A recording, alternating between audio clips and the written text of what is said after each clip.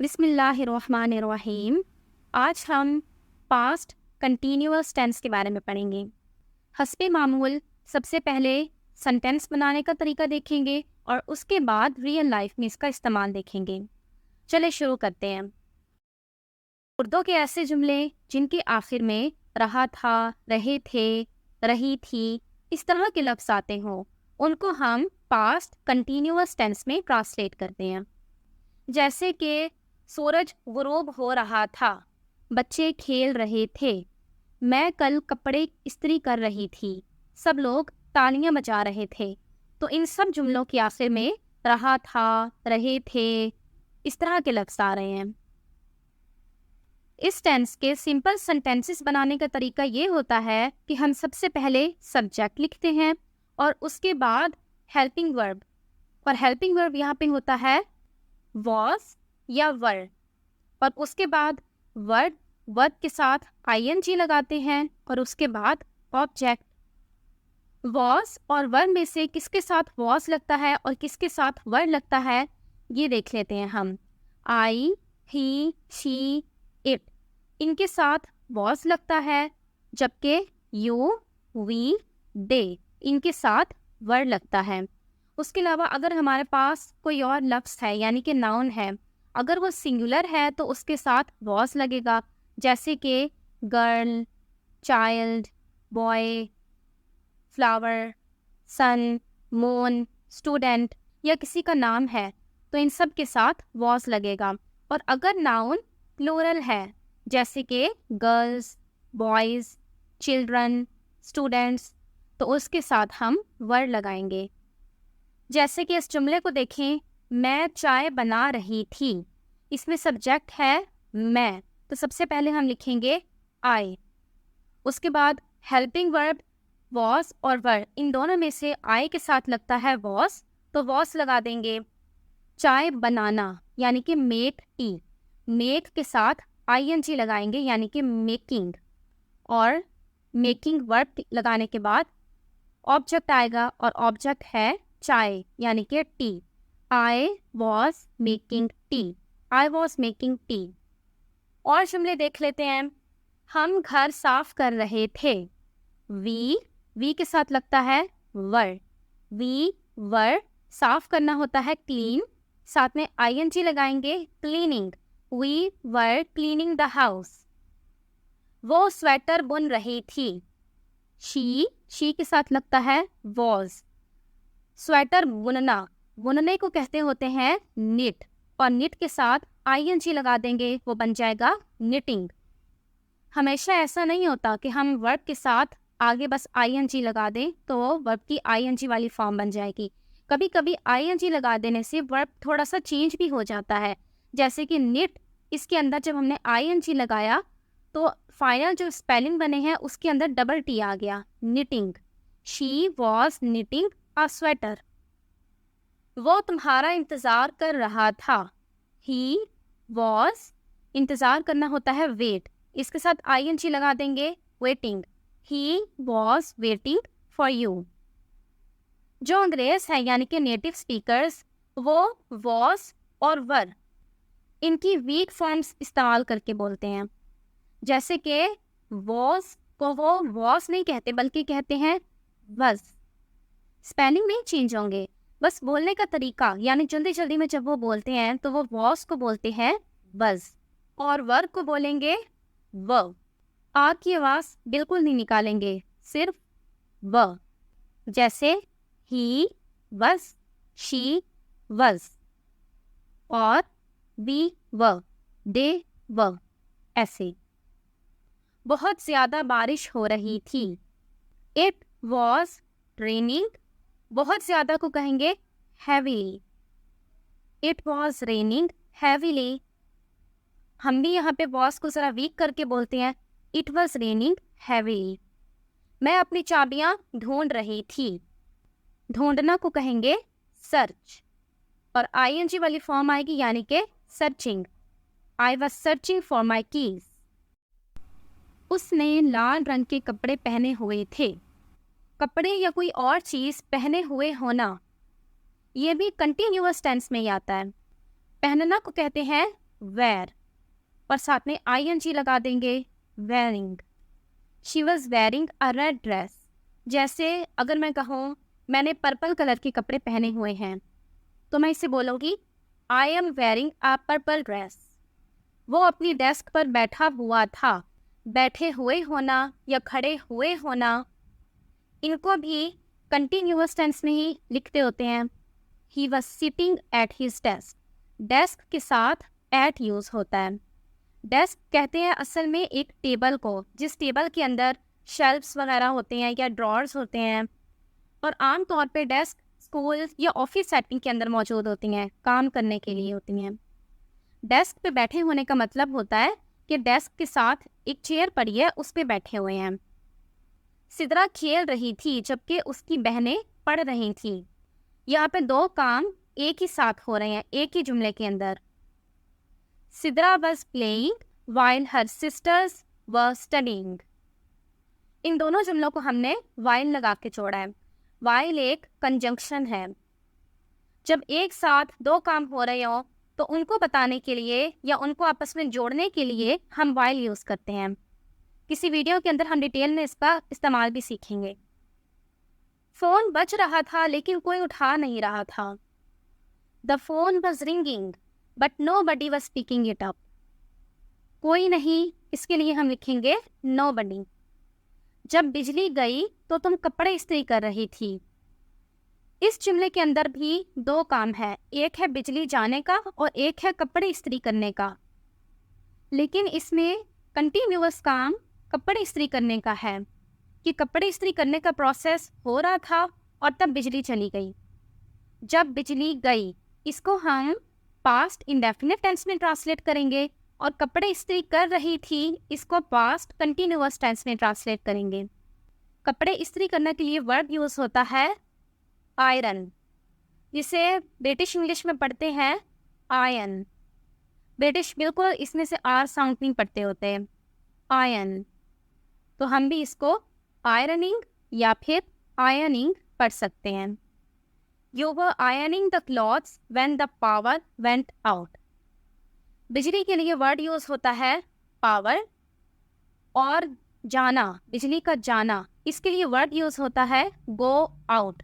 और यहाँ पे क्योंकि पास्ट टेंस है, वर्ब की सेकंड फॉर्म लगाएंगे। गो की सेकंड फॉर्म होती है वेंट। गो, वेंट, गोन, पता होगा आपको। तो गो आउट की जगह हम लिखेंगे went out, when the power went out. You were ironing the clothes when the power went out. अब नेगेटिव बनाने का तरीका देख लेते हैं। इंतहाई सिंपल, was और were इन दोनों के बाद नॉट लगा दें। जैसे हम घर साफ नहीं कर रहे थे, we were not, यहाँ पे नॉट लगा देंगे, we were not cleaning the house। और देखिए यहाँ पे मैं were को वह पढ़ रही हूँ। वो स्वेटर नहीं बुन रही थी, she was not knitting a sweater। वो बास्केटबॉल नहीं खेल रहे थे, they were not playing basketball. वो तुम्हारा इंतज़ार नहीं कर रहा था, he was not waiting for you. अगर वॉज नोट को और वर नोट को मिला के पढ़ना चाहें, यानी कि कॉन्ट्रैक्शन यूज़ करना चाहें, तो वो भी कर सकते हैं। वॉज नॉट इन दोनों को मिलाकर पढ़ते हैं वजंट। वज और आगे एन और टी की आवाज़ निकालनी है, वजंट। वर नॉट, वर को हम पढ़ रहे हैं व, तो व के आगे एन और टी की आवाज़ निकालनी है, वंट, वंट। इसको गो, वेंट, गोन वाला वेंट नहीं कह दीजिएगा, ये वेंट नहीं है, और ना ही वॉन्ट, WANT वाला वॉन्ट है, बल्कि इसको पढ़ना है वंट। जैसे हम वर को पढ़ रहे हैं व, वहाँ से आवाज़ निकालनी है वंट। 1 2 3 4 में से जो 1 है ना, वहाँ से भी सीख सकते हैं वंट। अब कॉन्ट्रैक्शन यूज़ करके दोबारा जुमले देख लेते हैं। We want cleaning the house.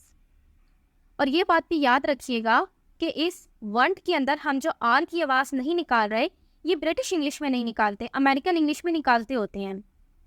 वो स्वेटर नहीं बुन रही थी, शी वज़न्ट नीटिंग अ स्वेटर। वो बास्केटबॉल नहीं खेल रहे थे, दे वंट प्लेइंग बास्केटबॉल। वो तुम्हारा इंतज़ार नहीं कर रहा था, ही wasn't waiting for you. बहुत ज़्यादा बारिश नहीं हो रही थी. It wasn't raining heavily. मैं अपनी चाबियां नहीं ढूंढ रही थी. I wasn't searching for my keys. ढूंढने के लिए आप कहीं find लफ्ज़ नहीं यूज़ कर लीजिएगा. find का मतलब ढूंढना नहीं होता. find का मतलब होता है ढूंढ लेना, यानी किसी चीज़ को पा लेना. जब आप किसी चीज़ को ढूंढ लेंगे, उसको हासिल कर लेंगे, डिस्कवर कर लेंगे, तब आप find वर्ड यूज़ करते होते हैं. ढूंढने के प्रोसेस के लिए find वर्ड यूज़ नहीं होता. उसने लाल रंग के कपड़े नहीं पहने हुए थे. She wasn't wearing a red dress. वो अपनी डेस्क पर नहीं बैठा हुआ था. He wasn't sitting at his desk.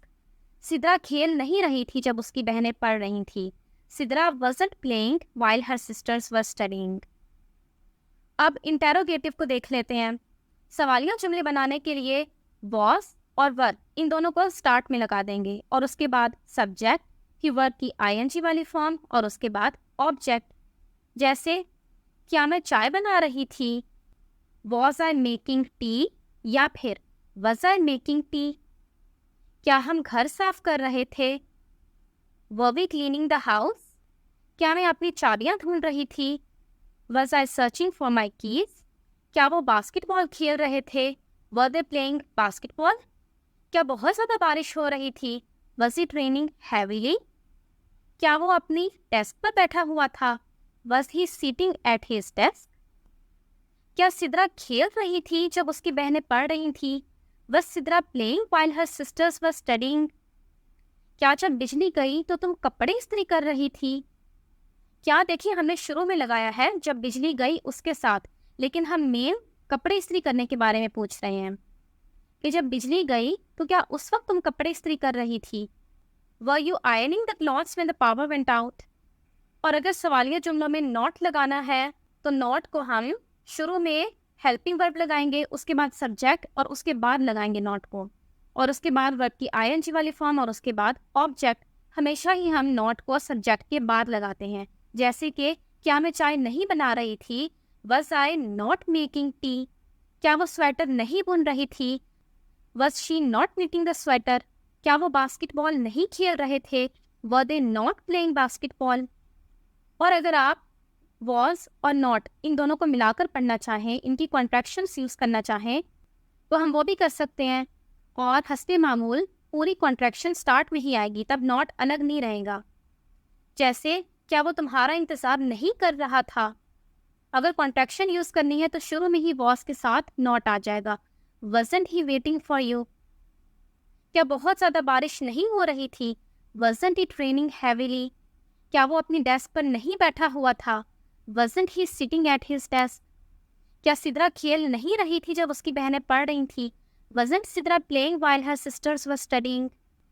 क्या जब बिजली गई तो तुम कपड़े इस्त्री नहीं कर रही थी, Weren't you ironing the clothes when the power went out. अब हम सवालिया जुमलों के अंदर who, where, when, what इस तरह के लफ्ज़ लगाकर देखते हैं. कौन चाय बना रहा था, Who was making tea. ये मैंने आपको वैसे पहले भी सिखाया हुआ है कि इनको कैसे यूज़ करते होते हैं. दोबारा बता देती हूँ. हो का इस्तेमाल तो सीधा साधा सब्जेक्ट की जगह पे हो जाता है. I was making tea, who was making tea. वो कहाँ बास्केटबॉल खेल रहे थे, Where were they playing basketball. Where को हमने बिल्कुल स्टार्ट में लगा दिया, was से भी पहले. वो कब तुम्हारा इंतज़ार कर रहा था, When was he waiting for you. मैं क्या ढूंढ रही थी. देखिए हम इसके अंदर से मैंने जो ऑब्जेक्ट था चाबियाँ वो निकाल दी और अब मैं ऑब्जेक्ट के मुतल्लिक पूछ रही हूँ, क्या मैं क्या ढूंढ रही थी. इसके लिए यूज़ होता है वट वॉज आई सर्चिंग. उसने क्या पहना हुआ था, what was she wearing.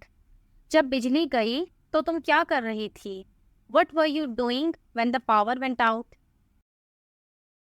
Real life के अंदर भी इस टेंस को यूज़ करना बेहद आसान है. जिन जुमलों को हम उर्दू में रहा था, रही थे इस तरह से करके बोलते हैं, उनको ही इंग्लिश में हम पास्ट कंटिन्यूअस टेंस में बोल देते होते हैं. और उर्दू में भी हम किन जुमलों को बोलते हैं, रहा था, रही थे, इस तरह से करके वो जुमले कि पास्ट में कोई काम मुसलसल किसी वक्त हो रहा था. जैसे मैं खाना खा रही थी, तो पास्ट में एक ख़ास टाइम पर ये वाला काम मुसलसल हो रहा था, खाना खाने वाला। जैसे साथ में मैं कोई वक्त भी लगा सकती हूँ। मैं 8 बजे खाना खा रही थी। I was eating at 8 o'clock। कुत्ते रात को भौंक रहे थे। भौंकने को कहते हैं बार्क, साथ में आईएनजी लगा देंगे। The dogs were barking at night. हम पिछले महीने नई कार लेने का सोच रहे थे। हम सोच रहे थे। We were thinking. किसके बारे में सोच रहे थे? नई कार लेने के बारे में। About buying a new car. पिछले महीने last month. We were thinking about buying a new car last month. मैं सारा हफ्ता अपने एग्जाम्स के लिए पढ़ रही थी। I was studying for my exams all week. घड़ी बहुत जोर से टिक कर रही थी। यानी घड़ी की जो सेकंड वाली सुई होती है वो जब आगे बढ़ती है तो उसमें से आवाज आती है ना, टिक की। तो घड़ी वो बहुत जोर से निकाल रही थी। इसको इंग्लिश में भी कहते हैं टिक, TICK, और साथ में ING लगा देंगे, ticking. The clock was ticking so loudly.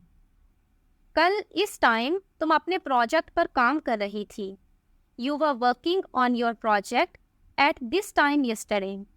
मैं यूँ कह रही हूँ ना कि कल इस टाइम, यानी आज जो टाइम हो रहा है, कल इस टाइम पर। कल रात 8 बजे हम डिनर कर रहे थे। We were eating dinner at 8 o'clock last night. पिछली रात को कहते होते हैं लास्ट नाइट। जब मैं कमरे में दाखिल हुई तो वो चाय पी रहा था। He was drinking tea when I entered the room.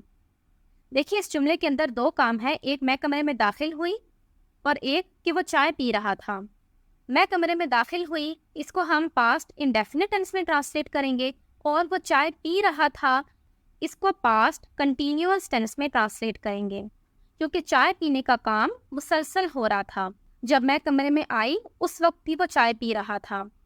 Real life के अंदर आमतौर पे ऐसे जुमलों के अंदर ही पास्ट कंटिन्यूअस टेंस इस्तेमाल होता है कि जिसके अंदर दो काम होते हैं, कि जब एक काम होता है तो बैकग्राउंड में कोई और काम मुसलसल हो रहा होता है। जैसे हम 8 बजे खाना खा रहे थे, तो जिस वक्त 8 बजे उस वक्त एक काम बैकग्राउंड में हो रहा था, यानी वो है खाना खाने का काम। ऐसे स्नोफॉल के बाद वो स्नोमैन बना रहे थे। They were building a snowman after the snowfall. Bus का इंतज़ार करते हुए मैं किताब पढ़ रही थी। I was reading a book while waiting for the bus. वो पौधों को पानी देते हुए कुछ गुनगुना रही थी। गुनगुनाने को कहते हैं हम, HUM, और इसकी ING वाली फॉर्म होगी हमिंग।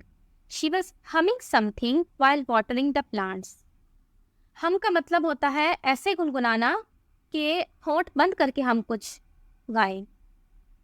हम का मतलब होता है अपने होठों को बंद करके कुछ गुनगुनाना, यानी कि कोई ट्यून प्रोड्यूस करना, लेकिन होठ बंद हो, यानी कि आप कोई वर्ड्स नहीं बोल रहे, बस एक टोन गा रहे हैं, उसको कहते हैं हम। वो गुलदान में फूल सजा रही थी। She was arranging the flowers in a vase. गुलदान को कहते होते हैं वाज।